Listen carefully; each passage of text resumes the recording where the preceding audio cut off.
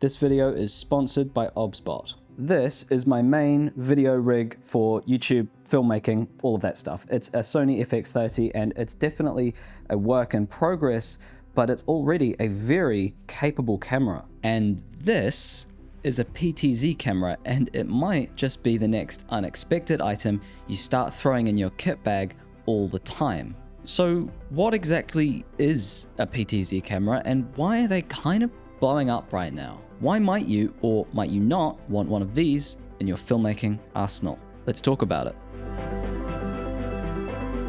So, PTZ cameras.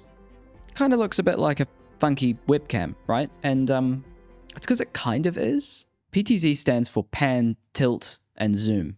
Can you guess? Those are the three things that this camera can do. Well, it can do a lot more than that. In this one specifically, which we'll get to a bit later on, including a pretty cool party trick it's got. But panning, tilting, and zooming are the things a PTZ camera is designed to do on its own. Now, these were originally mostly just for security cameras, which makes sense, right, when you look at it. But as camera technology has improved, they've kind of started to crop up all over the place. Mainly, we see PTZ cameras being used in broadcast applications, whether that's a church live streaming their services or a concert where they're broadcasting onto the big screen for everybody to see. The advantage, if it wasn't obvious already, is twofold. One, it's extremely compact, especially when you compare it to those big like ENG style news cameras, but even when you compare it to my little Sony rig. But also, it's remotely controllable, which is especially important if you need a camera somewhere that you can't fit a beardy camera nerd and a tripod.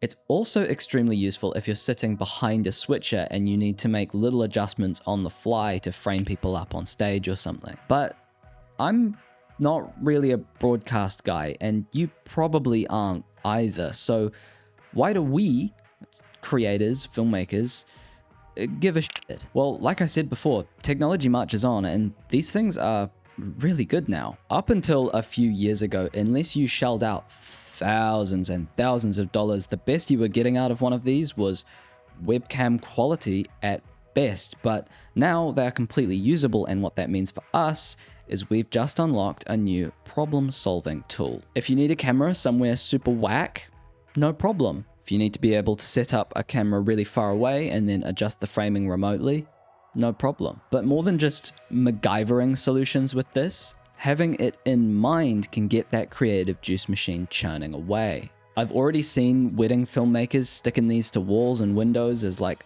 Love Island style reality cameras to capture conversations without banging down Tripodosaurus Rex next to every table. And another thing these things can do, believe it or not, is move literally on their own. This particular PTZ camera, the OBSBot Tail Air, which was very kindly sent over to me by OBSBot, has AI face tracking. How much of that is AI and how much is just autofocus algorithms? I don't know. What I do know is that when I'm on my own and I have no friends to help and I want to make something, being able to pan, tilt, and zoom with a phone app is pretty useful.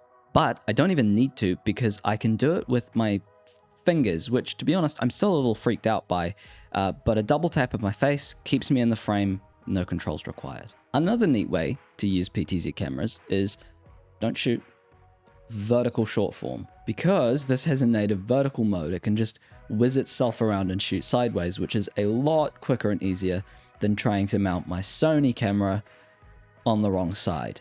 And it's a lot nicer to work with than cropped footage. If you also hate working with vertically cropped footage, we'll probably get along just fine. So you know where the subscribe button is. Speaking of the footage, it's not bad from the Tail Air, even though you can't shoot in log profiles or any of that fancy schmancy cinema stuff. Now, is that a limitation that bugs me a little?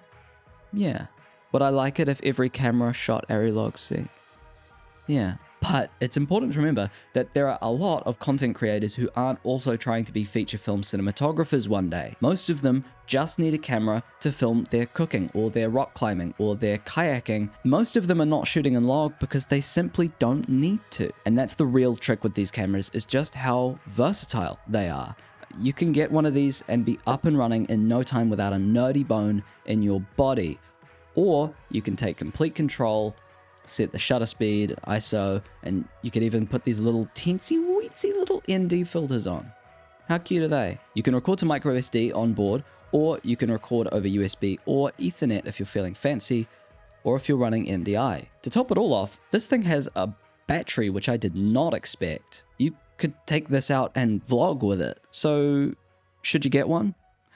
Well, here's the real secret about gear. When you're just getting started and you don't have any fancy cameras or lights, gear seems so brutally important, and that's because for you, it is. Entry-level gear can be a real pain in the butt, and it can feel like it's holding you back, but then you spend some time getting good and gear doesn't matter anymore because you've developed the skills to make stuff look good even on older gear. But after some time of being able to work within those constraints, gear becomes important again. But not because you need it to make your work look good, but because you want to run some experiments on your creative juice machine. You want to try working in a different way with different tools to see what you can learn, see what ideas you can spark, and supercharge your creativity. That's what this little camera has done for me. Shooting with PTZ cameras is a completely different workflow to anything that I'm used to. And all of a sudden, it makes you start thinking about filmmaking in a different light.